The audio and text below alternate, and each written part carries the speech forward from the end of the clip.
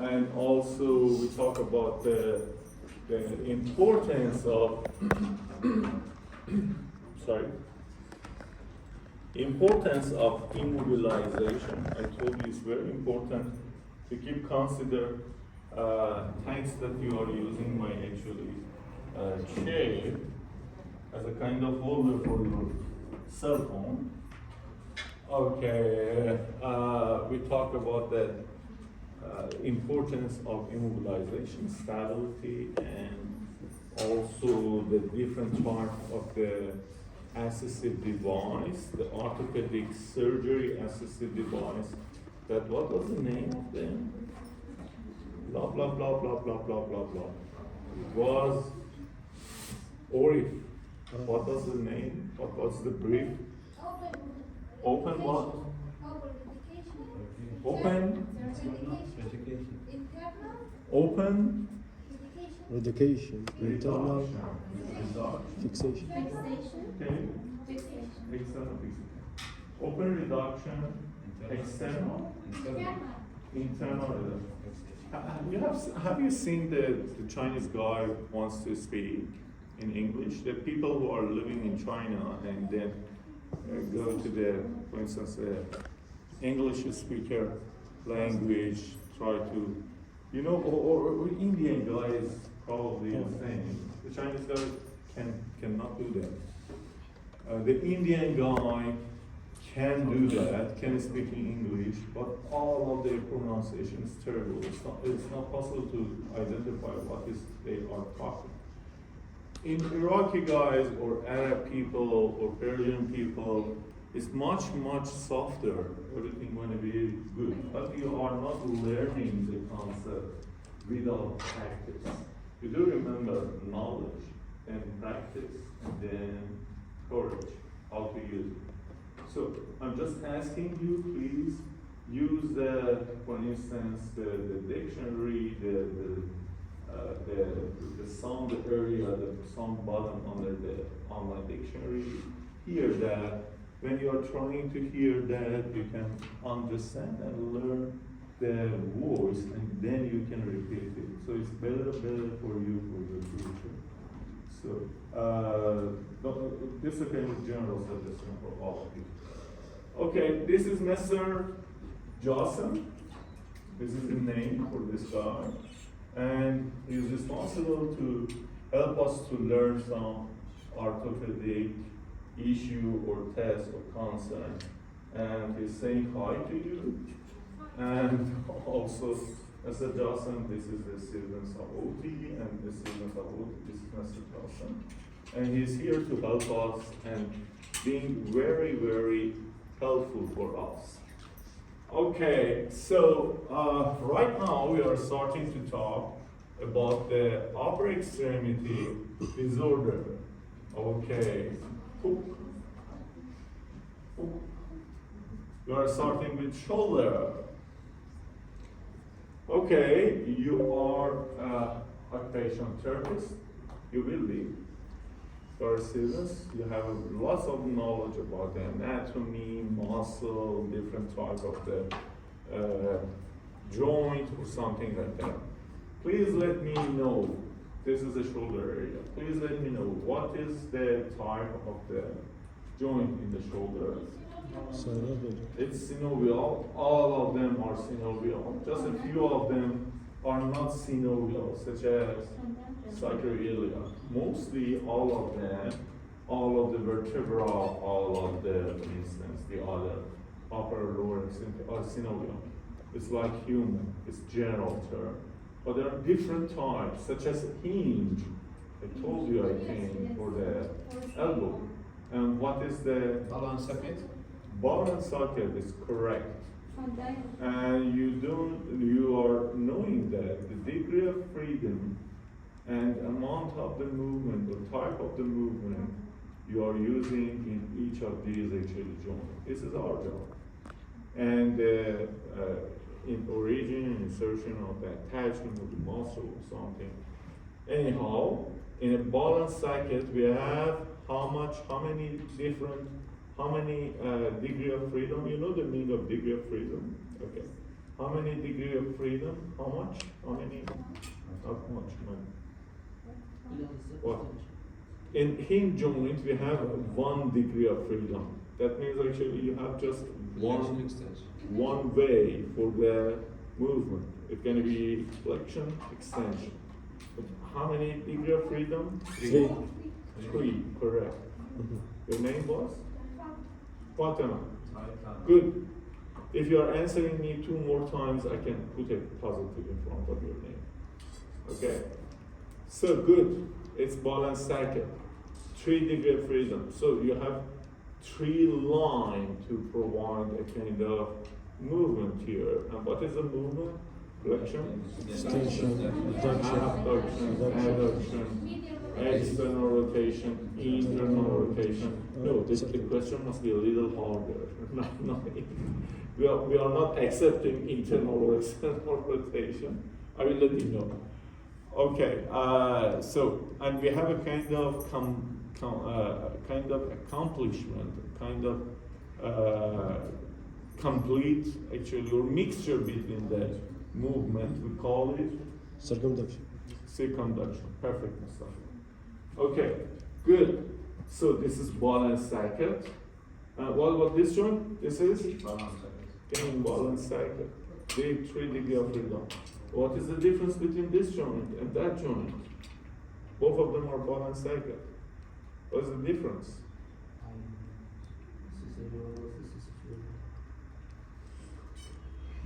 What are you talking? What is the difference? Shoulder joint is smaller than hip joint I know. because the weight. Yes. I know. You know, it's designed for mobility. Mhm. It's designed for stability. Both of them are ball and socket. All movement are similar, and also circumduction, you can see circumduction in both of them. But the stability here is a kind of concave, actually deep concave area of the bone, and the head of the femur is going inside. So the stability is so high. Static stability, you do remember. The static refers to the bone or ligament, static, non-contractile. But for the area you are using dynamic stability, including muscle and tendon, is contractile, and it's dynamic stability. So here the stability is much more the static stability, and here the static stability is much lower. Why? Because there is no full attachment between the shape of the bones and head of the other part of the joint, head of the humerus. And so why there is a kind of loose joint here? It's a little loose. Why we have a kind of loose joint here? Because this is the joint for movement, okay? Not for the weight bearing. So compare these two to each other, but 60-70% of connection between the bones is available through the hip joint. What is another name of hip joint? Haunch. Haunch. It's another name for hip joint. And here, the attachment between the 2 parts of this actual joint is about 30-35, 1/3. So there is 2/3 loose area and just 1/3, about 30% of attachment between these 2 parts of the bone. So it's very loose. What does that mean? You will confront with dislocation very easily because there is no static stability here. Vice versa, you can see the situation in the ankle. This is a kind of static stability in ankle, loading the weight bearing and also different forces in different direction. You cannot detach an ankle of a ship. Ship, it's Usman, ship. Sheep. We are eating meat, sheep, like cow, okay? Kharoof. Okay, you cannot detach the angular shapes. For chicken, it's very hard. But easily you can detach the shoulder. Easily, because the stability is too different. Okay? So, this is very loose joint, and as a result, the rate of dislocation or subluxation, you know the meaning of this term, dislocation, detached two part of the joint, subluxation, semi-detached somehow, okay? Subluxation of the joint. We call it dislocation or subluxation. The rate of dislocation or subluxation is too high for the shoulder area. And so probably is one of the very common methods of dislocation or place for dislocation, especially in the sport injuries in shoulder joint. So what is the main mechanism for dislocation? You know the meaning of dislocation right now. Detach the alignment of the joint. When you don't have the attachment, the connection between two parts. When it brings out of the space, it would be dislocation. Probably, if you see there is a normal situation, in dislocation you have a kind of distance between two parts of the joint, or on the back or in front. We call it dislocation.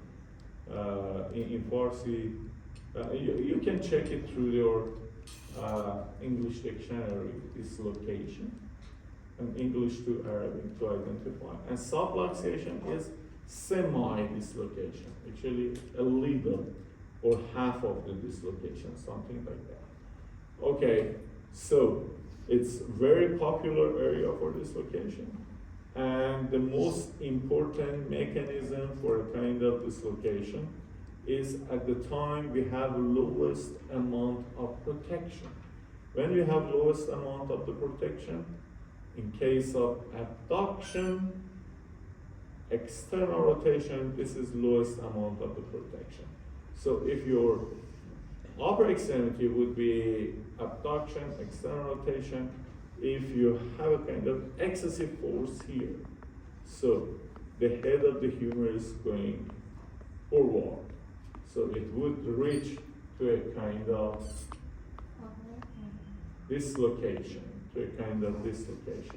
When you have it during a sport, professional athlete, for instance, wants to do kind of spike in volleyball, or use ball inside of the basket in basketball, or even when you have a kind of lots of motorcycle in your city, when you are using a motorcycle or a kind of bicycle, get a kind of stuckle in front of the motor, and the person fall forward. He is trying to protect himself by the hand, and might be have a kind of dislocation on their shoulder, or any other cases. For instance, even just for walking, just simple running or something like that. Anything that provides excessive force, especially in the range or in the situation of abduction, external rotation, lead to displace the head of the humerus. We call it dislocation. And this is the most common injury for the shoulder area. You got the point? You got the concept? Yes, please. Why? At these two movements, there is lowest amount of protection. Because of the situation of anatomy. Why it's most dangerous for the shoulder? Yes. Because of anatomy. So you have a stability on the back, in front. Most of the stability on the back refers to the muscle. We have supraspinatus, we have back muscle like kind of trapezius, or the long head of the trapezius, deltoid. But in front we have just deltoid, anterior fiber, and just coracobrachialis a few, and also some kind of ligament. So, because of the anatomy of the human, normal person, so you have, you are weaker in terms of the stability in front of shoulder. So with, and also there is no, here you have some level of the bone that can protect somehow, not 100%, but it's a little harder for appendage dislocation, but here you don't have any prominent bone situation to protect the tissue, the joint. And it can be easily actually moving toward forward. Mm-hmm. And so just always when you're talking, just be careful about rotation of this moulage. This is a kind of moulage. And try to talk about that in a kind of normal anatomical way. So it must be outside. What is the name of that one? This prominent, what is the name of that one? Tuberosity. Tuberosity. And so, greater tuberosity, the normal spot is in which way? It must be located in that way, so it's a little actually difficult. Greater tuberosity is outside, lesser tuberosity is inside, somewhere here. So in a picture, X-ray, you can see lesser tuberosity. It's not possible because in the back of the bone, it's located on the back of the lung. Well, no, this is not actually real, and they are not very distinct about the details. So that was the reason you can see the lesser tuberosity in front of yourself. It's not correct. It's inside of the body. And also, if you want to do that, you cannot bring it out. So there are some differences, but you know the situation because you are occupational therapy students and you must know all of these details. This is your job. Okay, so shoulder osteology, we talk about that, no need to talk anymore. And shoulder osteology, you know about that. This is the femur, this is the scapula, this is the femur. What? Don't let me mistake you, bring you in mistake. Okay, and the Archimean process, the clavicula, the scapula, as you can see there, and also the anatomy of the muscle, as you can see that. We have a very important group of the muscle here, and you have heard for that for sure. In anatomy, the name is rotator cuff. Rotator cuff is a group of the muscle responsible for abduction. Are they main muscle for the abduction? The main muscle is deltoid. And the second group who is helping deltoid are rotator cuff. And how many muscles are classified as rotator cuff? Four. Three of them are, all of them are abductor. Three of them are external rotator, and just one of them is internal rotator. And who is a brave, knowledgeable students to tell me the name of this muscle? Abductor, external rotator, including sternocleidomastoid, supraspinatus, correct. Second one is sternocleidomastoid. Third one, please. Tercer major and minor. Is supraspinatus, infraspinatus, tres minor. It's three abductor, external rotator, and one internal rotator. The name is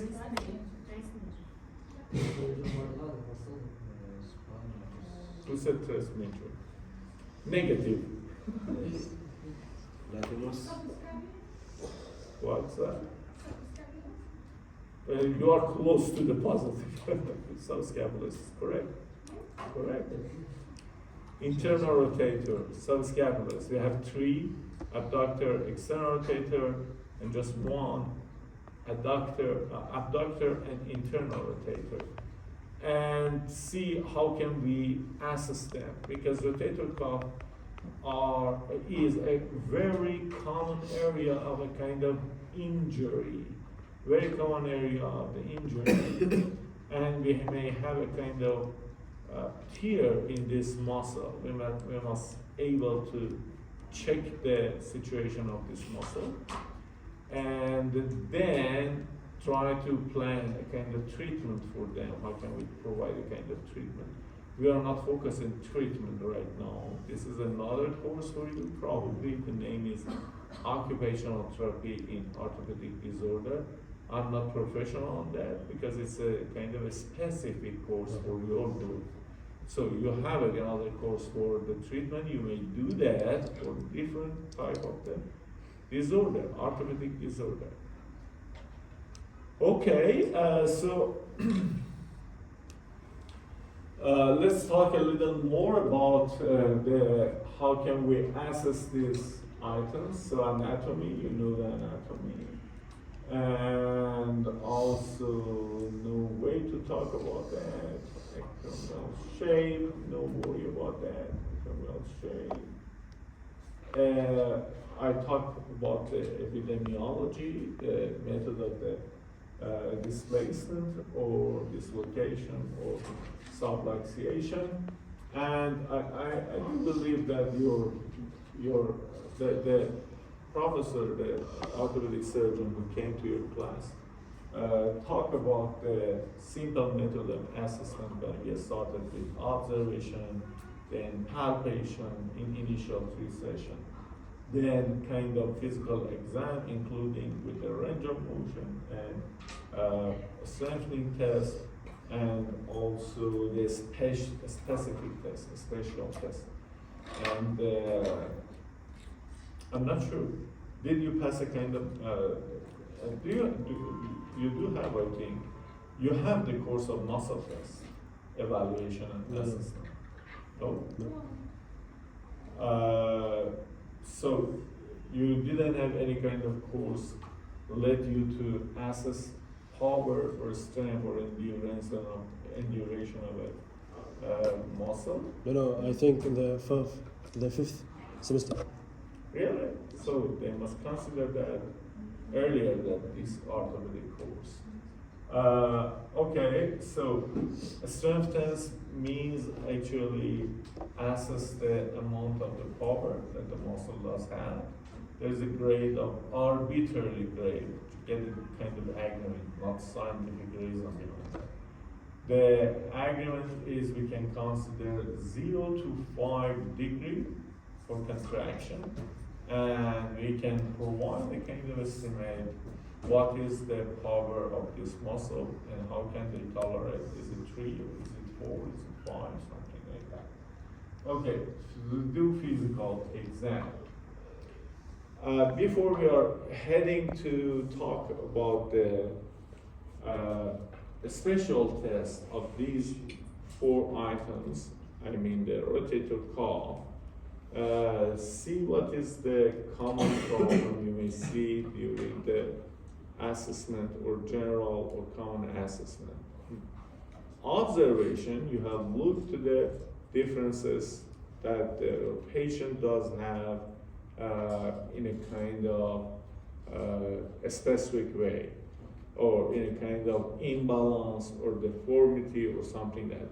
But this is the sign and symptoms, this is the information you got it through the observation. The observation, what is the difference between observation and watching? See, watch. Observation is seeing something intentionally with huge or with higher amount of distinction. You are observed, that means you are curiously check the situation. No touch, just watching, but intentionally. See or watch is a kind of general watching. There is no intention behind that. Okay, so in observation, you are looking mostly for the front aspect or back aspect, posterior aspect, to identify is there a kind of even situation, balanced situation here between two shoulders. If not, if everything is okay, you can check it on the back and see sometimes there is a kind of, in observation, you see that it's not located in a normal place. The scapula is not located in a normal place. Probably there is a kind of rotation, the scapula, or over that, beyond the place that it must be located. So here, there is a kind of, actually, kind of a caption. There is a kind of prominent when you are asking the patient especially to force on a stable area, for instance, force on wall. You see that two parts of the body, two parts of the scapula, one of them might be move a little on the back, so it means there is a kind of imbalance between scapula, and it's again like a kind of wings of a bird. We call it winging sign. You know the wings of the bird. We call it winging sign, and it shows for kind of imbalance and especially for kind of weakness in some specific muscle. The muscle who protect the scapula in the right place. And that was the reason I told you that you must pass the muscle test before you come to this class. And it was not your fault, it was because of the the management, the plan. Anyhow, you can ask the department to do that later for the next stages. So the muscle who is responsible to keep the scapula at the right place mostly is serratus anterior. And so if you have a kind of problem or weakness in serratus anterior, or sometimes one of the muscles are located here between the spinous process, between the vertebra and the medial border of the scapula, you may see a kind of winging sign, especially if you ask the patient to push on the wall without flexion in elbow. Push with the straight upper extremity. We see the winging of the scapula, as you can see in the picture. Okay, so see another type of dislocation of the scapula going up, and there is a kind of very short eminence here, and it shows that again kind of winging for the person. That one is a kind of semi-dislocation. That means subluxation. Dislocation, subluxation. We talk about that, subluxation. Okay, Mr. Johnson, how are you? Good. I need a kind of control for the screen. We don't have it right now. So, first and foremost, you must check or observe the situation, especially the balance situation between two parts of the body, to see is there any drop in one side or is equal, symmetrical, and also any kind of deformity, any kind of ecchymose, any kind of atrophy for the muscle, especially for the rotator cuff muscle. They are very important. After deltoid, they are most famous, but in terms of the function, rotator cuff is much important compared to deltoid even. They are working a lot. And so, and you know that the rotator cuff, supraspinatus, infraspinatus, teres minor, and finally subscapularis, as I told you before. Okay, in palpation, you can check is there any eminent, prominent items there over the scapula, over the area, and any kind of cryptation, any kind of sound. No need to hear the sound. You must palpate the sound in orthopedic disorder. You see that is there any sound? Is there inside of the joint? Palpate the sound.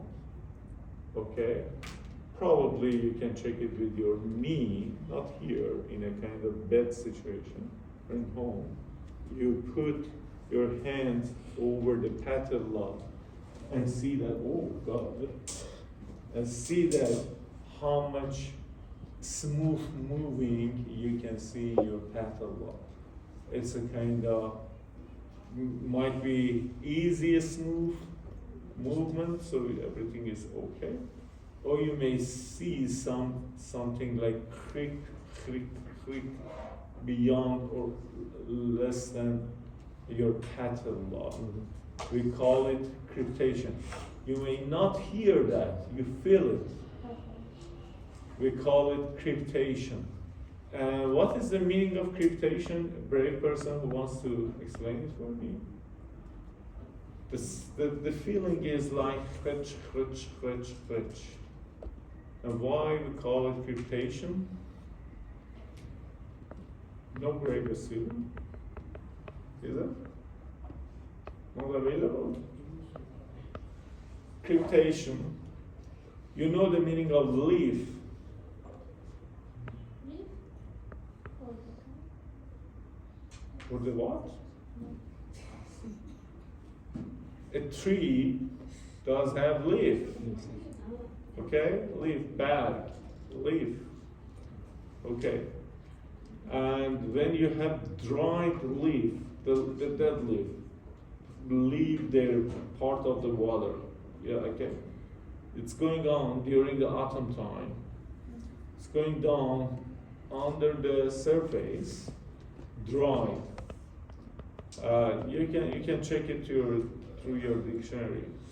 Dried leaf. Okay, when you are walking in a kind of dried leaf, what is the sound? There are lots of dried leaf in front of the floor, and you're walking. A crispy sound. Cryptation. Cryptation. And this is the meaning of cryptation, that you're actually joint. Mostly it may, one of the signs you see that in the level of arthrosis. Cryptation is the sign of, one of the signs you can see that easily in the arthrosis or something. You know the meaning of arthrosis, do you? Don't you? Arthrosis, arthrose. Yes, we think. Destruction of the joint, especially in the older age or something. So you see that, imagine just whenever you are going to your parents, or probably more than that, grandparents, see all of them does have level of arthrosis. Why? Because they didn't have any idea about how they can use their joints with no force, actually, and how can they sleep, sit, or eat, or something ordinary, actually, job with no force on the joints.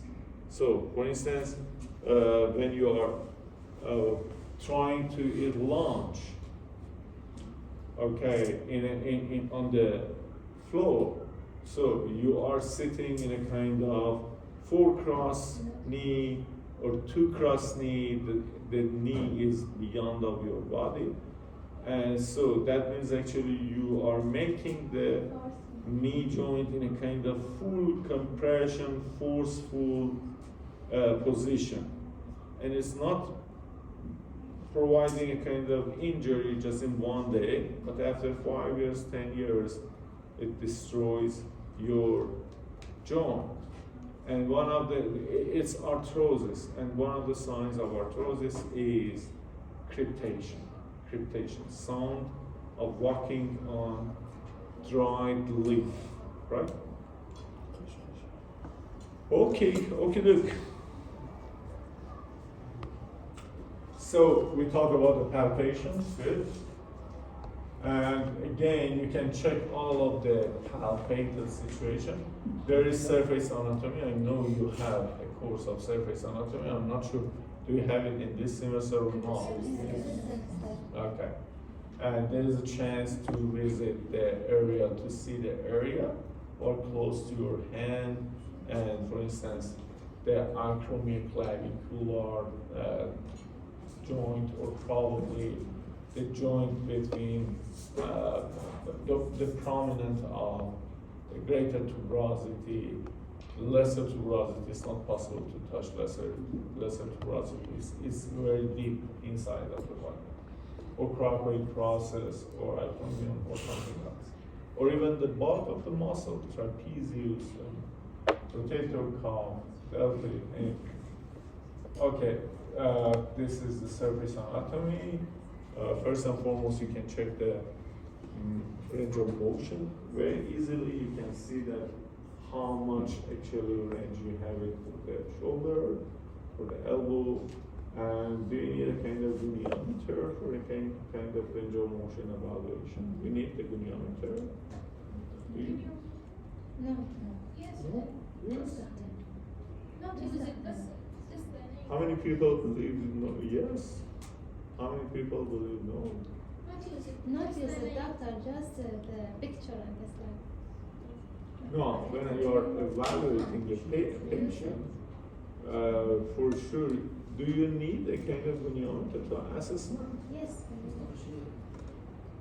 Not really. You need a goniometer to say something completely distinct. But without goniometer, you cannot check the assessment. No, it can't. You can. It's a kind of estimation, and you are occupational therapist. Oh, So it's your job. I'm telling to the physio students, your eye is goniometer. Its goniometer is in your eye. No need to, for instance, waste your time for half an hour to find the goniometer. Just check it. This is 142, is 141. Just check it and see, is it normal function or there is a problem, there's a limitation in the movement. For that one, you must know first the muscle who is responsible for that, the method or the type of the biomechanic. For instance, you are working shoulder or actually in the elbow, and the normal stability situation, and also normal range of the area. For instance, for shoulder, normal range, for instance, not shoulder, probably it's better to say that for elbow. The normal range for flexion in elbow is 180, right? Is 180? Not No. the about how Not much, the- not the. But if you are saying not 80, so how much is it? This is part of the muscle test course you will learn. Okay, the full range of motion is something between flexion, something between 135 to 145. Why it's different? Because of the bulk of the muscle. Okay, in a bulky situation, it might be lower, but it's not 180 because there is no actually exact 180 degree for the area. You must know that, and this is completely, you don't need to keep it on your mind, you know that. When you look and see that, okay, the patient cannot bring it up, for instance, up to this time, and not more, so there is a kind of limitation here. Or what about the extension, the normal range of extension for elbow? It's something, come on, knowledgeable students, come on. It's An extension is zero. zero, you said, right, correct? Zero. Full extension, you need to be reached to the 0 point. 10 is not good, or 15 is not good. You need to reach 0. We do have same situation for interphalanx or for knee. For knee, if you are not reaching full zero extension in knee, you will be in trouble in the gait. Probably you do remember that in biomechanic. Biomechanic, lower extremity, you pass it? Lower extremity? Biomechanic for lower extremity. No? If you are not able to make it extend, so what is happening? During the time you want to walk, so during the heel strike and then flat foot and heel off. So in heel strike you cannot extend your knee. So what has happened? You need full extension. What has happened? You can't do that. Easy. You can't do that. So you will be in trouble in the initial step of the walking. I do remember your lower extremity would be, you must pass lower extremity. How many biomechanic did you pass? 2. 2. And it's upper extremity and Spine. spine. So the last one is lower extremity for you. You know, for physio and occupational therapy students, they are similar, but in different number. They are learning lower extremity in 2. You are learning lower extremity in 3. They are learning a spine in 3. You are learning a spine in 2. Spine. Okay, everything is simple, very simple, piece of cake, right? And so you know the range of motion, you can check it, very smooth, symmetrical range of motion. Winging of scapula. Winging of scapula, here. Somehow here. Winging of scapula. And good. And any question?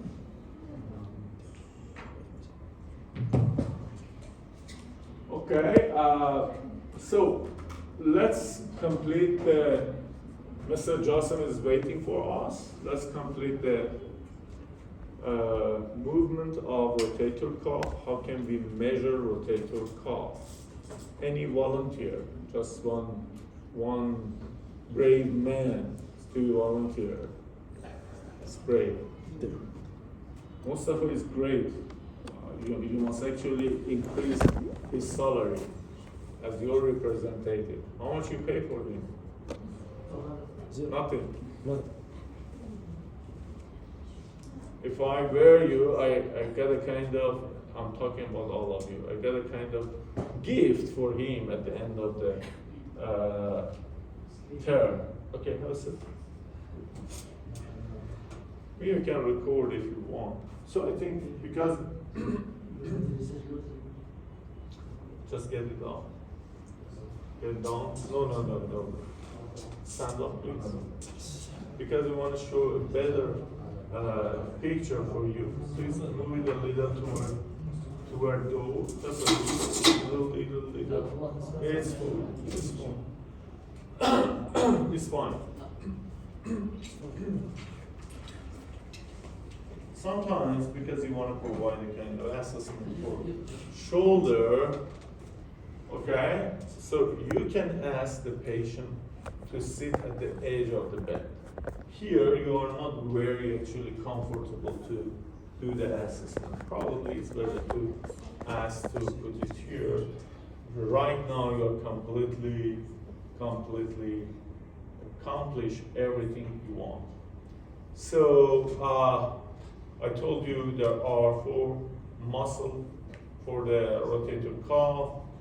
All of them are abductor, just 3 of them external rotator, 1 of them is internal rotator. So what is the role of this muscle? You pass the biomechanic upper extremity. They are a kind of helper, associate for abduction main muscle.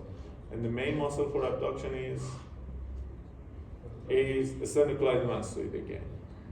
You know, this is lovely muscle. It's working for everything, even for the extensor of hallucis. What is that? Subscapularis. Deltoid. Deltoid is main muscle. Okay, anterior deltoid, posterior deltoid, middle deltoid, okay. But the rotator cuff are helping deltoid as well. Actually, in the initial spot, you do remember from biomechanics, the initial spot of the abduction, the rotator cuff are active. And vice versa, when you are bringing abduction to the normal spot, as far as you are reaching to 90 degrees or a little lower than that, the rotator cuff would be active to control the movement somehow. It's a kind of eccentric, actually, movement. Concentric, eccentric. So they are active up to the time of 90 degrees or before that. Okay? So, any case, when you are in doubt about injury of the rotator cuff, you are asking the patient, okay, please bring your hands up. Probably he cannot do that initial stage. You can ask, okay, please just ask the patient to have a look on you. Please keep your hands in this way and going up. Somehow I'm trying to provide a kind of trick movement. I'm emphasis a kind of flexion in anterior fibers of the deltoid. Bring it up. Up. No worry, no worry. Okay. Do this sense. And then try to bring it down. Good. Here, you can because you are not actually checking both together, you can do that just in one hand. Okay, when he's reaching here and he's gradually going down, the rotator cuff is good. In general, not specific. Okay? But when there is a kind of problem in rotator cuff, so he's reaching to this stage, and then what is happening? He cannot control the movement. So the arm is dropped. We call it drop arm or arm drop, something like that. It shows there is a problem in rotator cuff, kind of injury, kind of accident, kind of tumor. But which one of these, I will let you know, not now. You are understanding that, okay, there is a problem on rotator cuff. Done, okay? So, we call it drop arm test. Probably it's more than 4 or 5 slides later.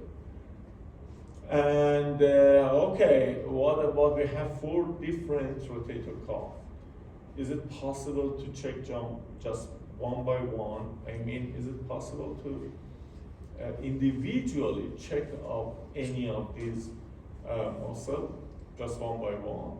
Is there any specific test for any of these muscles? They were including supraspinatus, infraspinatus, tres minor, and subscapularis. Okay.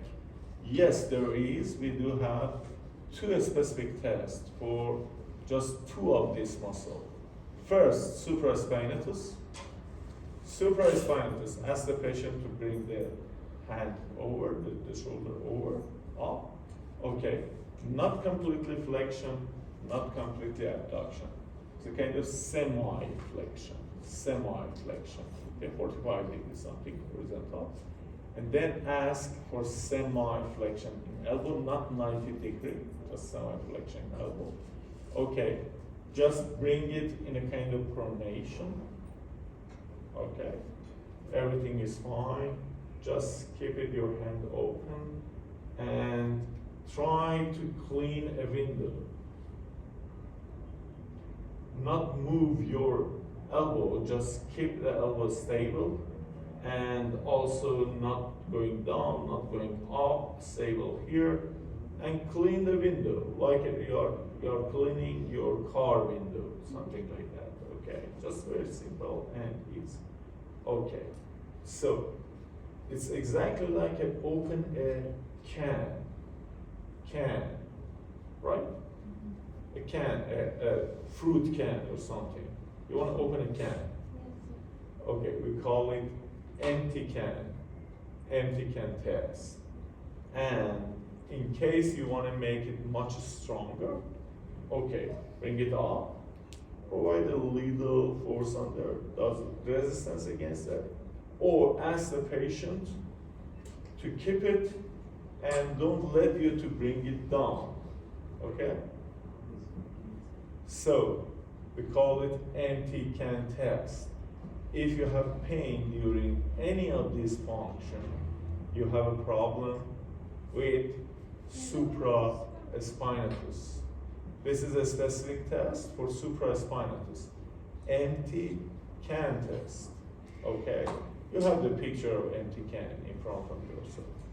And anyhow, if you have empty can, just let me know if the patient can do that, or can do that against a kind of resistance, okay?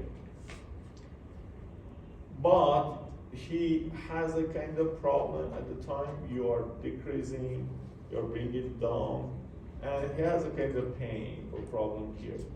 It shows higher level of disorder or lower level of disorder. Which one? This is the most difficult version. So if he has a problem in this way, so the amount of the problem is so lower compared to that one, that he cannot do that, okay? So the problem here is so much, it's not possible to bring it up. But when he's doing all of that, the amount of injury would be lower. So that means actually probably grade 1 of a kind of a sprain. I will let you know about the difference between a sprain and a strain. I told you a sprain and strain. No? Okay. It's kind of lower amount of a strain. Okay? And good. If you have a problem with a kind of movement or the patient doesn't understand you, you can modify this test. Why not? You're doing tests in this way, empty can test. So in abduction, internal rotation. Okay, do that in this way. Abduction, internal rotation. Good. And bring it up. Modify the test. Still, you can understand that the problem is somewhere or mostly on supraspinatus. Or another method of the assessment. It's not exactly just for supraspinatus, but you can guess that the supraspinatus does have a problem close to the other rotator cuff. Or put your hands in front of your body, and then I can ask the patient to externally rotate it. The external rotation, external rotation, that way. Okay.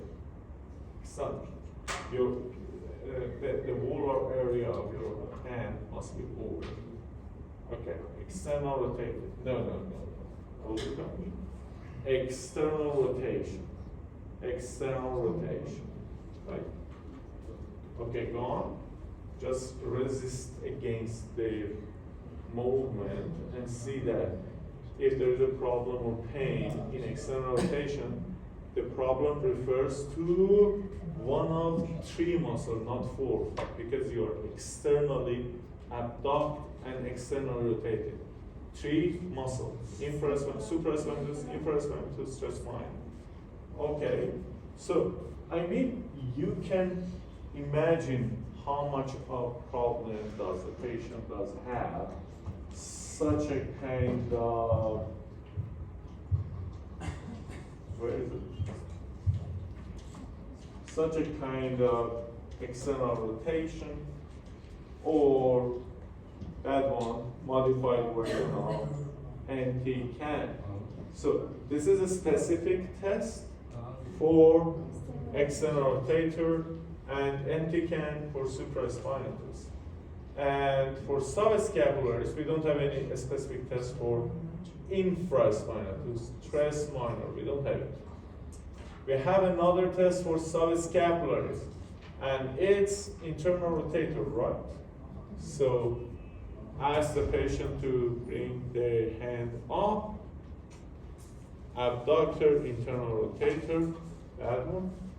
This is not exactly the test. If you want to test ability of the muscle, ask the patient to do scaption, that movement, scaption, that movement, scaption, that is ability to control work with the scapula, internal rotator, and scaption. Okay, this is the specific test for subscapularis. Okay, we do have two muscles with a specific test, supraspinatus, subscapularis. And the patient who doesn't have able to do that, the kind of problem, injury in subscapularis, he can't do that. He can't detach actually, make a distance between two parts of the body. He can't do that. So this is the internal rotation and scaption test, which we told that. And this is drop arm test. It can be used for impingement. I will let you know about impingement. And so everything is fine. Any question up to now? Easy. Okay, just thank you for now. I will ask you again to come again back. Well, let me explain just some brief points for you, and then you have a time for rest. Briefly.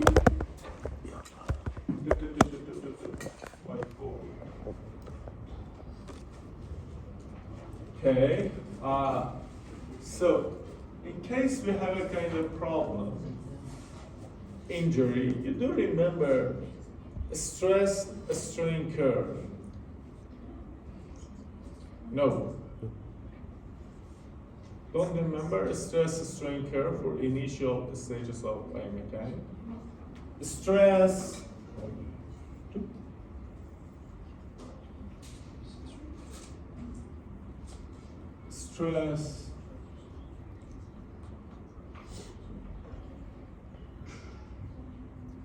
Strain curve, or we call it load deformation. Deformation.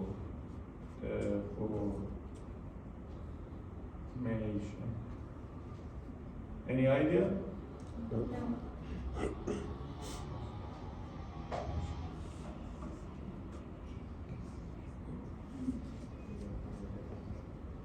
I have to explain it for you. This is biomechanics. Why you don't know that? Well, stress.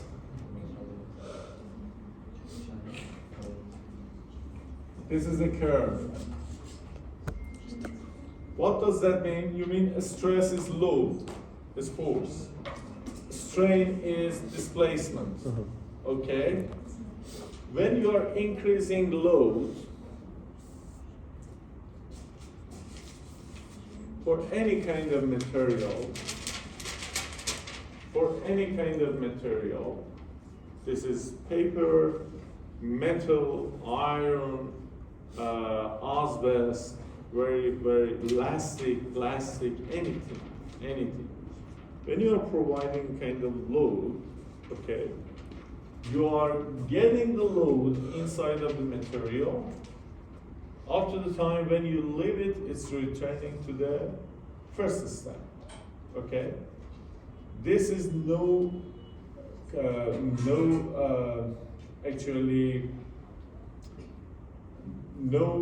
displacement with eternal time. So up to the first stage, when you leave the force, it's returning to the normal spot. So the displacement is not for always. It's for short time you are getting kind of stretch on that. Okay. We call for any of the materials. We call it elastic stage. Elastic stage. A stage. Right? But from one point, when you are increasing the amount of the force or tension, okay, and you leave it, there is again a kind of displacement, kind of elongation. But they are coming to the normal spot, but not complete.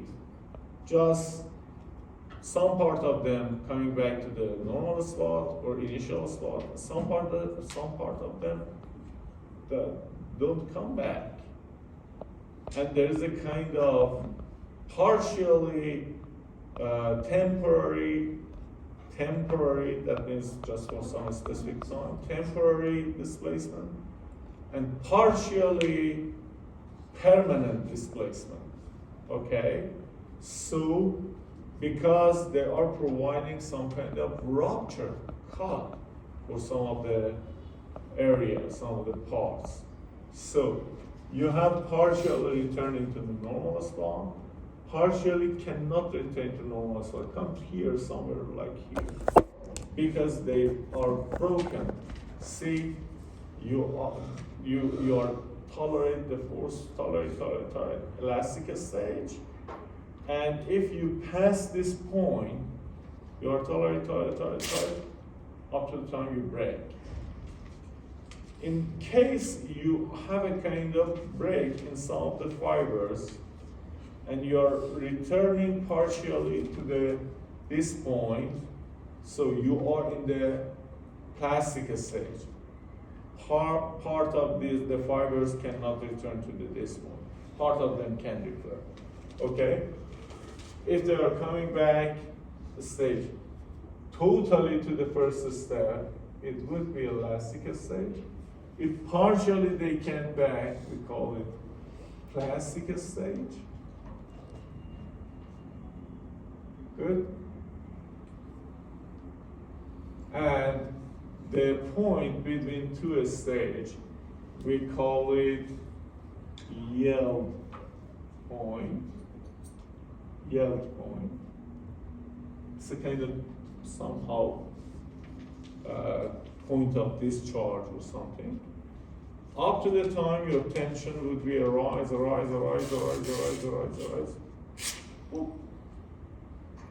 It's failure point. Totally divided two parts. We call it failure point. Failure point.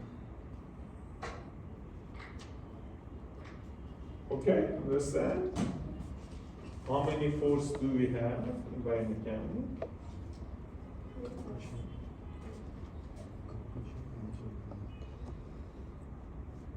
Compression.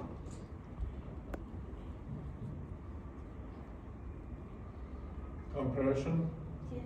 Tension. Sliding. Rotation.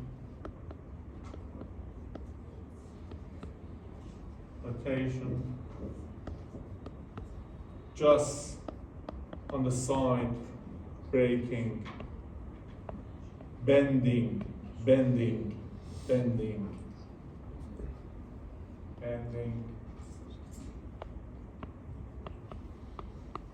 We call it 3-point bending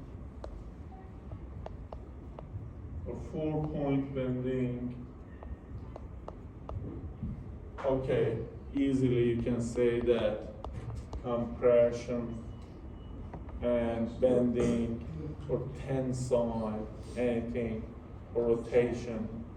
And this stress strain curve refers to which one of these actually forces? What? Yes, with you. To one of them? To which one? All of them.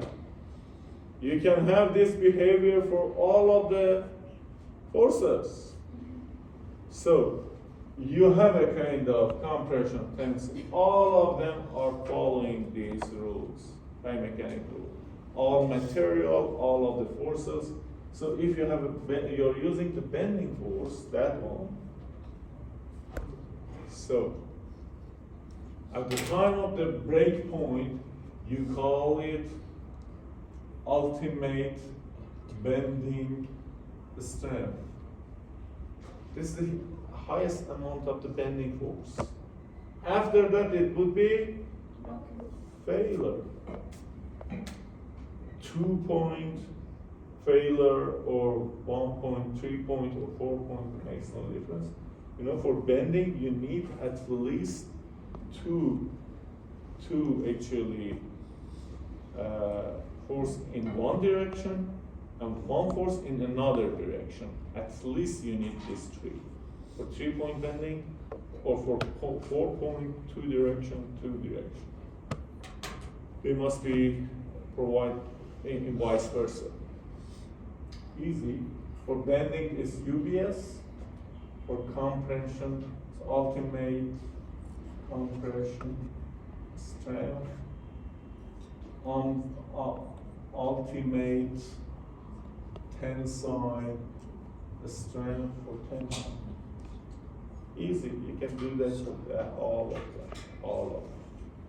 Okay, and so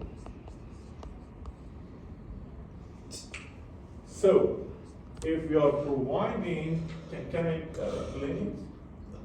Can I explain it? Yes.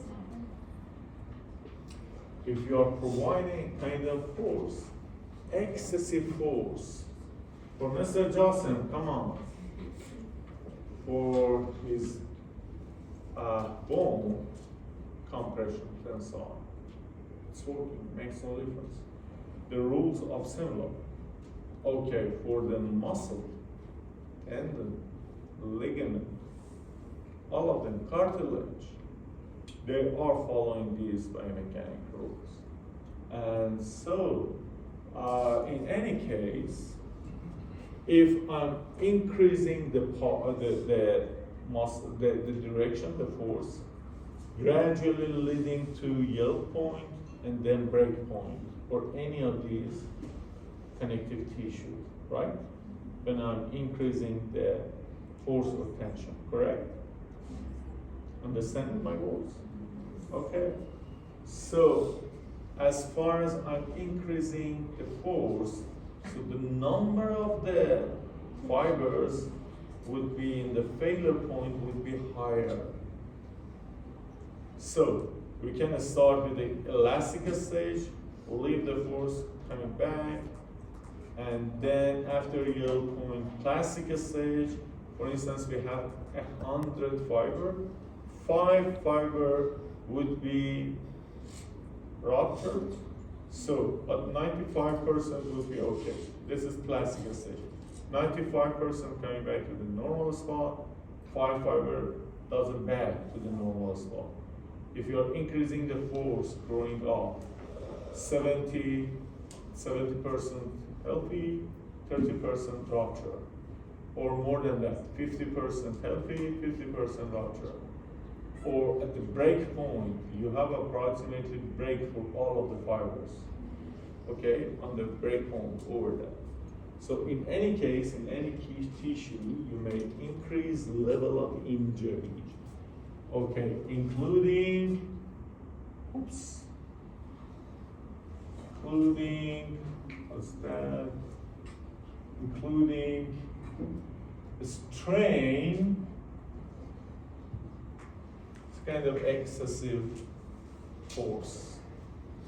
A sprain, too close turn. So it would be very small amount, about 15% of the fibers. We call it grade 1 grade 2 much more force, or grade 3 much more force? Exactly like the stress strain, we talked about that. You do remember? Do you? No? We talked about that just 15 minutes ago. Short memory, long memory, it's working? Yes, yes, sir. Or a sprain, just a small amount of the tension, just few number.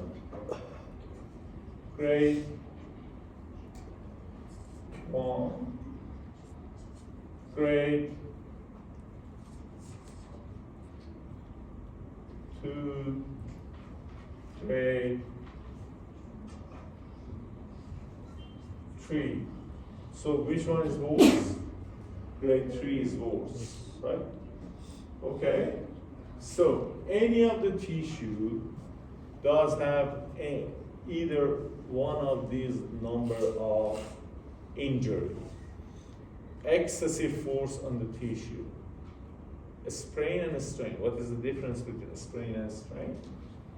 This belongs to non-contractile fiber. Non-contractile, doesn't able to provide contraction. Like what? Bone. Is it possible to have a kind of contraction of bone? No, that's not. Like bone, like cartilage, like nerve, like ligament, correct? No. Ligament doesn't provide any kind of contraction. Ligament is for stability. Ligament is located here. Yes. Ligament. Or even skin. Some people believe just a little amount of contraction is possible for the skin, but since it's not under the control of motor point or something, just the small cells who are getting a little close. So we can actually consider skin as well here. But here, when we are talking about the strain, it refers to contractile fiber. And what is contractile fiber? Muscle and tendon, right? And ligament. No. Not correct. Ligament does have a sprain. No. This one does have a strain, is tendon and muscle. Correct. And so, if you have a kind of overstretch in elastic stage or over that, grade 1, just a little over that, the middle stage of plastic stage, or at the ending part of the plastic stage, lots of injured fiber, grade 3, contractile. We call it, there is a strain grade 3, strain grade 3. Over here, we have similar option for the non-contractile. You know, they are much heavier, much stronger in terms of stability. They are not, but they are not able to. Okay, so you may have a kind of material like iron. Iron. It's a bar. Iron, such a kind of. You're using iron for construction. Yes. Okay? At the same time, you may have such a kind of clothes. Asbest, something, clothes. Such a kind of, I'm not sure the term in Arabic, such a kind of asbest, something you're using to clean part of the body, a sterile gas or something like that. Cotton. Cotton. Okay. And what is the quality of this item in terms of stability and quality of this item in terms of stability? Is it similar? Nope. No. Clearly it's not similar. So, do you remember the stress strain curve? Remember stress strain curve? We're living in 2026. How much your what's that? Pushback. Happy ever life. We can move the table. Okay, so they are different. We are close to the break.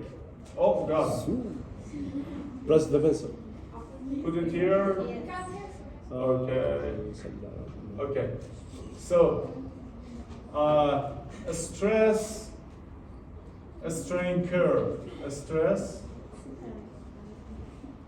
a strain, right? Yes. Come on. Yes, yes. Okay. Elastic stage, yield point, plastic stage, done. This is something normal. Okay. What is the behavior of clothes, cotton, and the iron here? So, if you have iron, what is happening?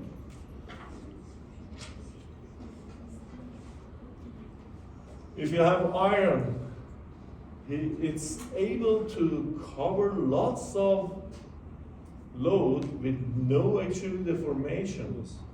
So lots of load with no deformation, long time of elastic stage. Okay? Close to the area you are reaching to yield point, just few amount of the plastic stage, because whenever it got a kind of deformation, after a few load more, it would be break. For instance, who is speaking? I hear something. Actually, you are reaching 100 kilogram with no deformation at the yield point, probably 105 for the plastic stage, and break in 110. Who's speaking? Okay? So we call it fragile. We call it fragile. You look, have you seen it on the your baggage when you have something that is fragile, is brokenable? Put it inside of the bag. Some a travel agent write it fragile. That means it's possible to break this point very easy. Brokenable. But for they are writing it for the glass, not for iron. It's not brokeable because there is no load under the 100 kilogram or something like that. But they are fragile. Actually, they are tolerate lots of load in the elastic stage, just few load in the plastic stage. They will be break. We call it, again somebody talk. They call it, they're getting toward the chairs and talking to each other. Why? You can talk if you want outside and then come back. Okay, so we call it a specific behavior. We call it fragile, or you talk and I forget the term. Brittle. Brittle is exactly fragile. This is brittle items. Brittle behavior, brittle items. And in case of the cotton, what is that? What is the behavior? of what is the behavior of the stress strain curve for cotton?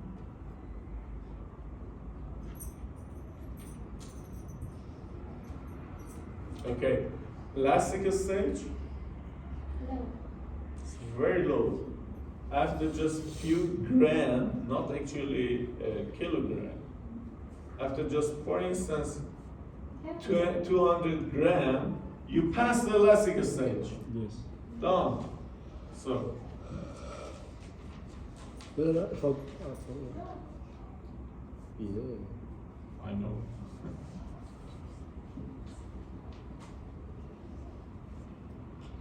Okay, there is just elastic stage, and then when you are to the plastic stage. What about the plastic stage? It's very hard. Long road of plastic stage. You can actually provide some level of force, and it's plastic. The distance will be different, but actually there is no broken. It's able to tolerate exactly like gases, steel gas for body or something. So amount of the load or the plastic stage would be too long. So, but the amount of the force, it can tolerate 200 gram for the elastic. And for that one, for instance, at most 5 kilogram. Compared is that one. This is brittle, fragile. That one is ductile. So the plastic stage is so long. So when we are talking about the tissue, different kinds of tissue in the body, we have both of them. Brittle, warm, ductile. Give me an idea, ductile. No idea? No answer? Don't want to get your positive? Tendons. Tendons. Muscles. Not bad. Tendon is located in the middle. Which one is much looser? Bottom. Which one is much looser? Ductile. Easy. Which one is able to Individual tolerate the elastic band. tension? Muscle somehow. Better tissue. Which one you can provide much tension and see the stretch? Cartilage. Cartilage is going to bring ligaments. Not contractile. It's not possible to provide tension so much. Easy. Connective tissue? What? Connective? Joint? No. Joint is not connective tissue. You say all of them, just don't say two of them. Somebody told muscle. Which one left? The last one, skin. Huh? You have just nerve and skin. Skin is correct answer. What did you say? Ductile. Skin is close to muscle. Your friend? What's that? يعني ما يسوي ضغط The skin is able to tolerate force and elongate doing kind of deformity, a stretch. This is the same, exactly like a plastic. Okay. The answer is a skin. A skin does have ductile behavior. Ductile behavior. Okay, good. I think you need a break. Me too as well. Yes. But you know any question here? So you do remember sprain and strain meaning. Grade 1, 2, 3. Okay. Break. 5 minutes would be fine. To other tissue, such a kind of tendon or bursite of around capsule or tendon, anything that will be creep, that will be entrapped between the greater tuberosity and probably acromion or any other muscle or something like that. The impingement means entrapment of anatomical area between two parts of the joint or another anatomical area. Clear that any kind of impingement may have those 3 stages: grade 1, grade 2, grade 3, and you know that the smallest amount is just grade 1, grade 2 is some kind of extra force, grade 3 is much extra force at the area. Clearly, for grade 1, the most important sign you may see is inflammation period, edema, inflammation. The second one may happen, the first one is acute stage. The second one is something close to, not chronic, not subchronic, something, kind of disturbance, kind of fibrosis. And also for the last one might be a little rupture in the tendon. We tend to call tear or something. Which level of tear? Somehow probably initial or second or a little more than that. For stage 1, clearly you have smallest amount of sign and symptom, swelling, pain, or a kind of dislocated, it's not dislocation, it's a kind of redness or something like that. And as a result, the most important method of the treatment would be focus on decreasing chance of inflammation or force, or brief the area as much as possible with a kind of very small specific amount of the drugs such as NSAID. You know the meaning of NSAID, right? No? Did you have a kind of pharmacology in the first step? No, we don't have. Biochemistry, pharmacology, you don't have it? NSAID means non-steroid anti-inflammatory drugs. The most common NSAID you have heard for sure is aspirin. Aspirin is NSAID, non-steroid anti-inflammatory drugs. That is actually help to decrease amount of the tension or inflammation or acute chemical reaction at the area. We call it NSAID. You know the aspirin, right? Yes. Aspirin. You're taking aspirin as well. Okay. The higher stage, the grade 2, which we have some kind of fibrosis, we may have a little more pain at the area, and we may have pain at the function, pain at the night. So the whole of the story, the whole of the injury or sign and symptom would be a little higher, and probably we may hear some kind of cryptation, cryptus. You know the meaning of cryptation right now. Yes. This is the first time you have heard that. No. Cryptation, dried leaf, you're walking the dried leaf.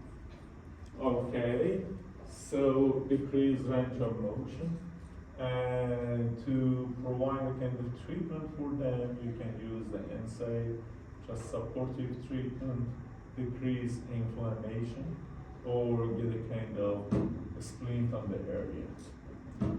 Okay, so the impingement test, how can you test it? Easily. You're asking the patient to bring up his hand and then keep it if it's not possible to tolerate it. And because of pain and such a kind of bad comfortable or bad sensation, bring it down. So we call it actually, there is a risk of impingement syndrome. One of the most important tests, which I explained to you, is impingement test or impingement sign. Okay, so this is Antican test. We'll talk about that. What was the muscle we measured through the Antican? Supraspinal fluid. And again, treatment, we talk about the NSAID or the rest of the area. Treatment for the second stage, just we are increasing the level of the degree of the medical drugs. At the same time, try to provide control of the pain. After inflammation, we can increase dynamic support. We are not actually able to do something for the static support. Mostly we can work on the dynamic, which is including tendon and muscle. Okay, we talk about the different rotator cuff and what.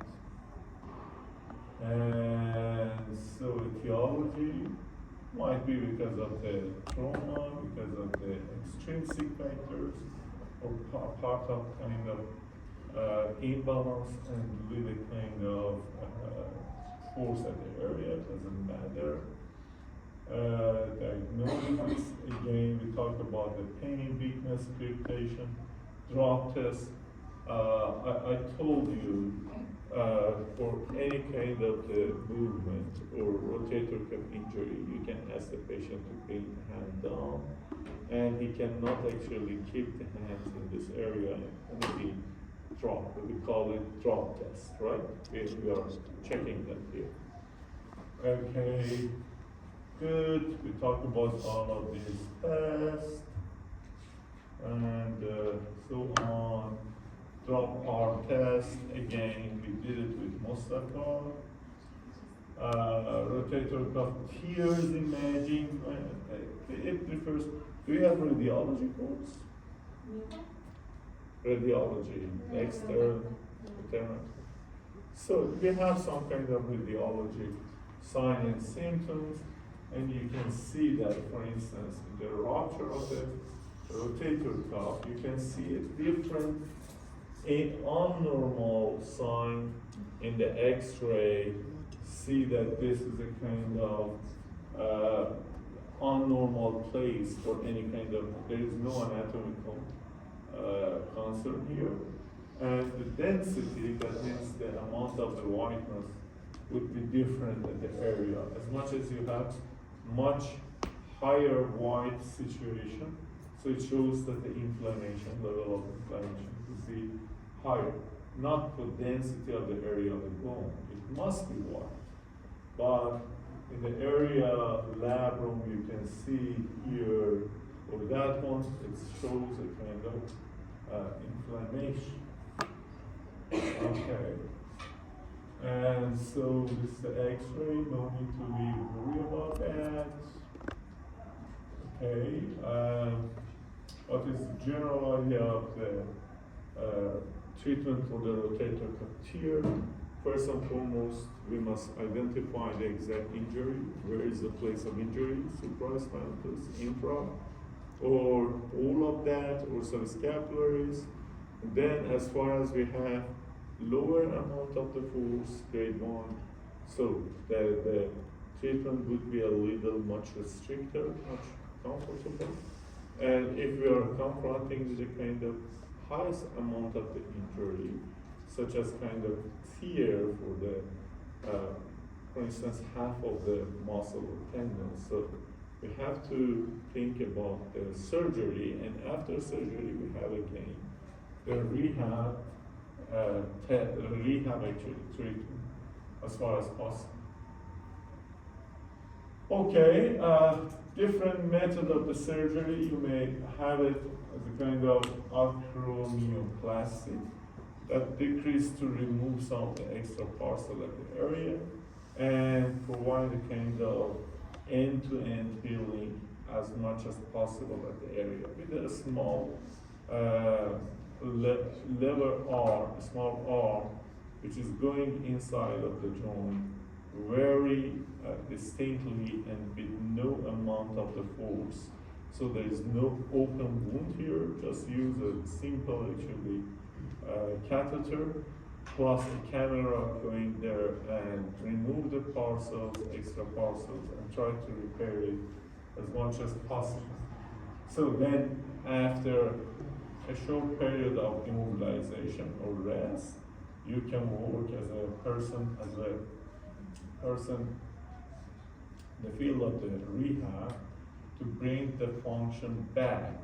So that means actually trying to decrease force at the area or provide rest, then initial tension, just lower amount of the tension, then move a little forward, increase tension with some kind of movement, exercises, and also it's better to use the lowest amount of the tension at the first. So when you are telling the patient to do some kind of movement, it's better to start from middle air range compared to the last air range, outer range or inner range.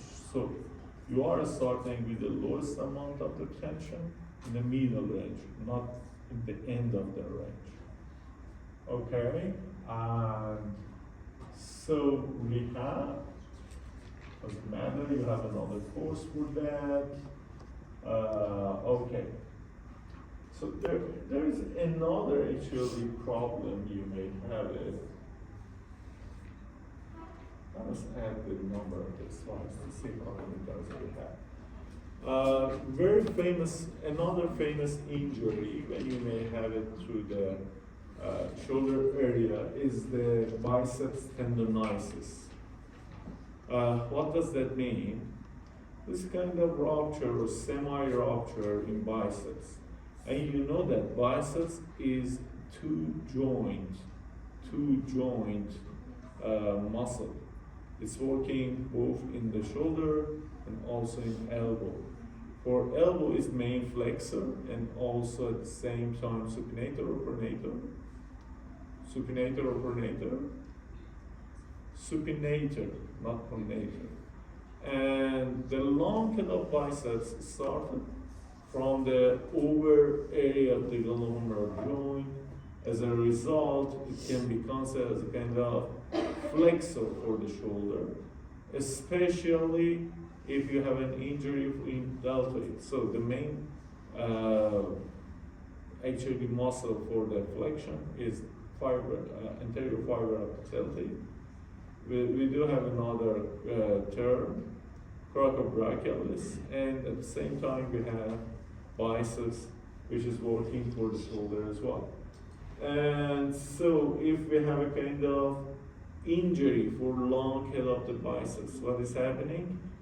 In case of any injury, you may have a kind of rupture in long head of biceps, especially if you are using the long head of biceps in a kind of a stretch position, excessive force, heavy force, or repeated action, excessive force and repeated action, repetitive forces, repetitive overhead lifting or something. Sometimes you can see that in weightlifter, a sport man or woman. It's a kind of rupture in long head of biceps. If you have a kind of rupture in long head of biceps, you may see a kind of prominent area in the middle stages of humerus. So exactly like a person who did a kind of training, sport training, and he feels that he is most powerful right now, but this is not actually power, this is not muscle. It's happened because of the rupture at upper end or long head of the biceps. Because of that, there is a kind of prominent tissue here, and so these people need a kind of surgery to provide a kind of end-to-end and fixation or end-to-end surgery for the long head of the biceps. And for the biceps tendonitis or kind of injury for long head of the biceps, you can easily assess it. The name of test would be a speed test. Volunteer, please. Speed test. How can we do that? Very easy. function of the biceps, flexion elbow, flexion shoulder, supination. So you can ask the patient, you can see the line here in front of the others right now. Yes, that's good. Okay, I'm asking the patients for a speed test. I'm asking the patients to bring flex their elbow, or probably some flexion in the shoulder and some flexion in elbow. So in case that it's normal, the work is happening without any problem. In case there is a rupture, especially if you are asking it to do the flexion with supination, in case of the semi-rupture or lockage of the biceps, so you feel a kind of excessive prominence here, and see that it's not so heavy, it's not so strong, just it's very, very weak. So do that, flexion, okay, very good. Again, do that flexion, it's very good. So we call it a speed test. And so on. If you want to do that much distinct way, you are using Yergeson. It's another type of the measurement for the shoulder. That is flexion and supination. So please bring it up. You can show it to your patient. Let the patient understand what he must do there. Flexion and rotation, supination. So do that, please. Supinate, more. In case of the injury, you can't do that, or if he is doing that with high level of pain. We call it Yergeson. This is the name of the test. It's important to know the name. It's not too much, but you must know that. What is the meaning of Yergeson? Okay.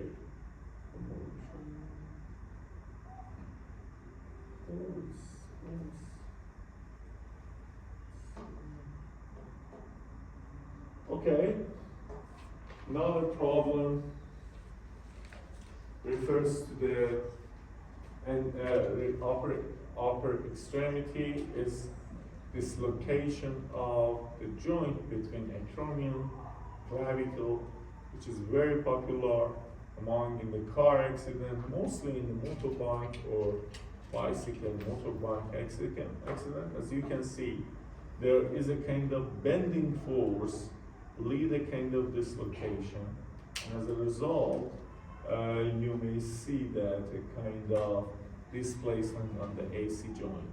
At this level, you have to bring it back in the normal spot, or approximately normal spot. We call it reduction. Bring the area, the broken area, the dislocated area, in the normal spot, the close normal spot. We call it reduction, and just keep it the position for a while. That means immobilization. We need for any kind of injury, immobilization for a while. And because of the situation of the anatomy, it's not possible to use the cast or plastic plaster Paris. So as a result, we have to use a kind of well-cut dressing. It's something like that one, this one, well-cut dressing, or figure of 8. Use a kind of 8, English 8, to keep these two shoulder just stable, okay? So we did AC separation, checking range of motion. You know that this is another way you are reaching the internal rotation if you want. Okay, no worry about that. Got three reasons for failure. So there are different types of surgery, no need to worry about that. Shoulder instability. In any case, after a traumatic injury, you may have a kind of instability. That means a kind of rotator cuff injury or kind of AC displacement, AC dislocation. Any case, you may have a kind of instability. You know the meaning of stability and instability. No stability. In case you have instability, you know that the shoulder is a kind of very loose joint. It's ball and socket joint, but it's very loose. So in case of instability, displacement of the shoulder following the head of the humerus at the down and get a kind of distance between the static area or scapula and head of the humerus, you may see a kind of distance between the fragment, two parts of the bone. So we call it a kind of drop arm, drop shoulder. It shows shoulder instability. There will be a kind of sulcus there. Sulcus is distance between the areas. I think sulcus. Extra prominent. Picture refers to the clavicle, Crockway process. Sulcus here, which is not normal. When you see that, this is not symmetrical situation for the patient. One of the shoulders is going drop, going down. Okay, so this is sulcus sign. Sulcus means the area you may see that in the roof of some of the very antique actually home, the home in the rustic area, in the village, okay? Very old-fashioned home. There has, that these actually home does have kind of very tiny road for the rainwater to bring it out of the roof. This is sulcus. Did you get my meaning? Okay, this is sulcus. This is sulcus. Okay, instability apprehension. So just close to end. Can you lie in a supine position, please? Whatever, you can put your head here or there, it makes no difference. Mr. Johnson can come to the wall spine. Okay, we don't need you anymore today. Thanks so much. Okay, when you are evaluating the patient, you must be over the patient, completely comfortable to do something. But if I want to do that, you can't see anything. So because of that, I change my position. But in normal evaluation, I must do that in this way. Okay, see, you know the most important mechanism for the instability of the shoulder is abduction, external rotation, right? When you have a kind of abduction, external rotation, you can feel the joint to see is there any instability in this area or not. Okay, and you can use the reverse action for stability or for reduction. Actually, if there is a kind of displacement, dislocation, subluxation, and you see the patient, you can keep or stable the shoulder, put your hand on the shoulder to see how it's happening inside, and bring it vice versa, which abduction, external rotation, you must provide a kind of movement conversely, adduction, internal rotation, to put your shoulder in a normal place. Instead of abduction, external rotation, for the stability, relocation, alignment, good alignment, you must put it in adduction, internal rotation. So, in this way, the head of the humerus going inside the humeral and make it in a good position. But in any case, when it's dropped, the dislocation was happened. So it means actually you must keep it after reduct it to much possible position of shoulder, good position of shoulder. So you must provide a kind of well-cut dressing or 8 figure of 8, I told you, to keep it stable when you are returning to the normal spot.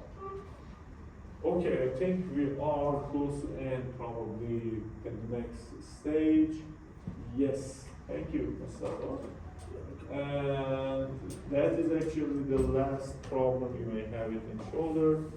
That is some kind of force or laceration. You know the meaning of laceration? Some kind of force,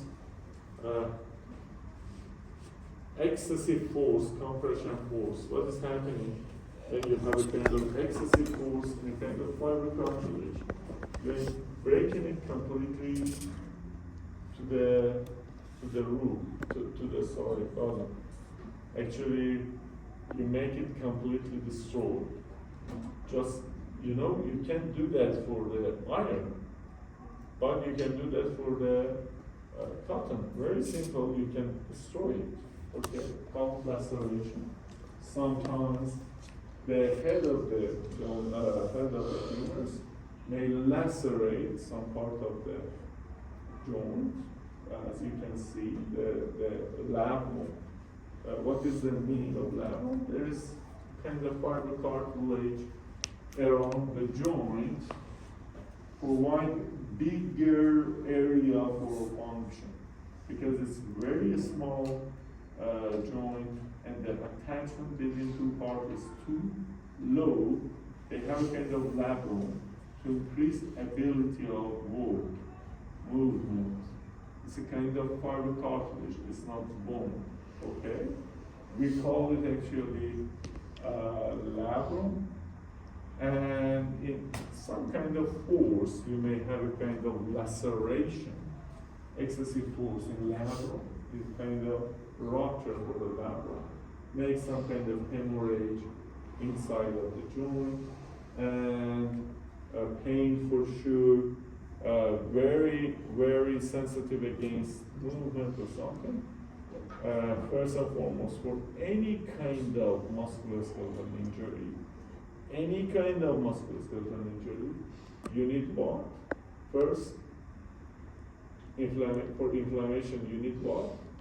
Immobilization, stability. I told you times by times.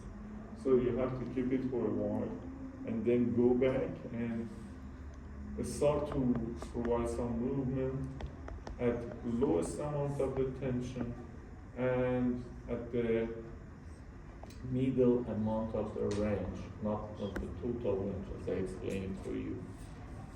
Okay, so we are close to the end of the shoulder. I don't think so we have any other options. We can review a little more. Right now, please, first, let me know, do you have any question? I don't think so. Second, just we have a kind of brief, let's see, come on. Okay, we have a kind of brief present absence, and then I'm asking you to establish probably one group for the men and two groups for women to assess how many tests?